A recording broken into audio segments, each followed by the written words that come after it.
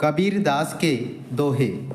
गुरु गोविंद दो खड़े काके लागू पाए, बलिहारी गुरु आपने गोविंद दियो मिलाए। भावार्थ। कबीरदास जी इस दोहे में कहते हैं कि अगर हमारे सामने गुरु और भगवान दोनों एक साथ खड़े हों तो आप किसके चरण स्पर्श करेंगे। गुरु ने अपने ज्ञान से ही हमें भगवान से मिलने का रास्ता बताया है, इसलिए गुरु की महिमा भगवान से भी ऊपर है और हमें गुरु के चरण स्पर्श करने चाहिए। पानी केरा बुदबुदा असमानस की जात, देखत ही छुप जाएगा है ज्यों सारा प्रभात। भावार्थ। कबीरदास जी कहते हैं इंसान की इच्छाएं एक पानी के बुलबुले के समान हैं, जो पल भर में बनती है और पल भर में खत्म। जिस दिन आपको सच्चे गुरु के दर्शन होंगे उस दिन ये सब मोह माया और सारा अंधकार छिप जाएगा। माटी कहे कुमार से तू क्या रौंधे मोहे, एक दिन ऐसा आएगा मैं रौंधूंगी तोहे।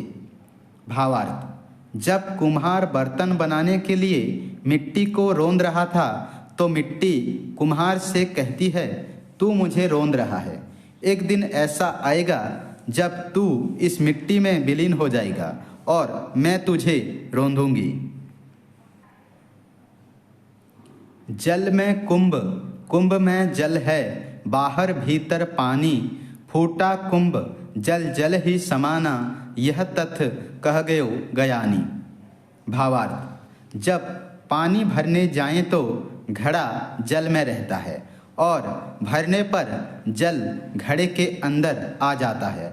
इस तरह देखें तो बाहर और भीतर पानी ही रहता है, पानी की ही सत्ता है। जब घड़ा फूट जाए तो उसका जल जल में ही मिल जाता है, अलगाव नहीं रहता।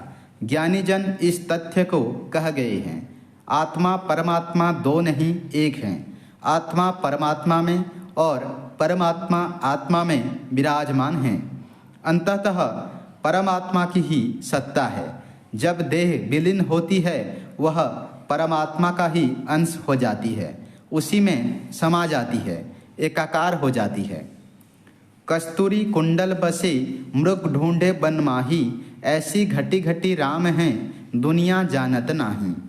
इस दोहे के माध्यम से कबीरदास कहना चाहते हैं कि जिस प्रकार कस्तूरी जो कि एक सुगंधित द्रव्य होता है हिरण के नाभि में व्याप्त रहता है और उसकी सुगंध से आकर्षित होकर वह हिरण जंगल में इधर उधर भागता रहता है और ढूंढता रहता है कि वह सुगंध कहाँ से आ रही है, उसी प्रकार मनुष्य भी भगवान को जगह जगह ढूंढता रहता है, परंतु ईश्वर संसार के कण कण में व्याप्त हैं।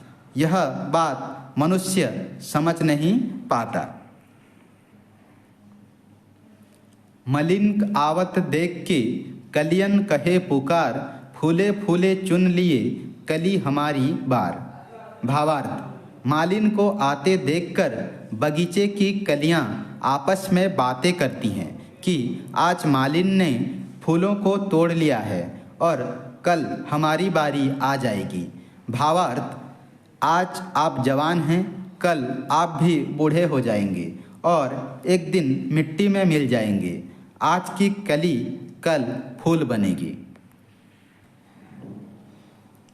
काल करे सो आज कर, आज करे सो अब, पल में प्रलय होएगी बहुरी करेगो कब। भावार्थ। कबीरदास जी कहते हैं कि जो कल करना है उसे आज करो और जो आज करना है उसे अभी करो। जीवन बहुत छोटा है, अगर पल भर में प्रलय आकर जीवन समाप्त हो गया तो क्या करोगे।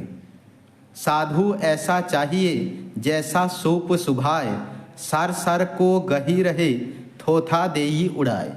भावार्थ। एक अच्छे इंसान को सूप जैसा होना चाहिए, जो कि अनाज को तो रख ले पर उसके छिलके व दूसरी गैर जरूरी चीज़ों को बाहर कर दे।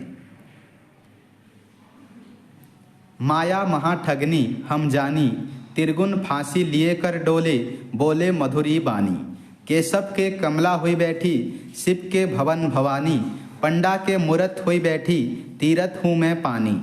जोगी के जोगिन हुई बैठी, काहू के कौड़ी कानी, भक्तन के भक्तिन हुई बैठी, ब्रह्मा के ब्रह्मानी। कहे कबीर सुनो भाई साधो, यह सब अकथ कहानी। हम माया को बहुत बड़ी ठगनी समझते हैं। उसके हाथ में त्रिगुण की फांसी का फंदा है और होठों पर मीठे बोल हैं। केशव के यहाँ कमला बन बैठी है और शिव के यहाँ भवानी।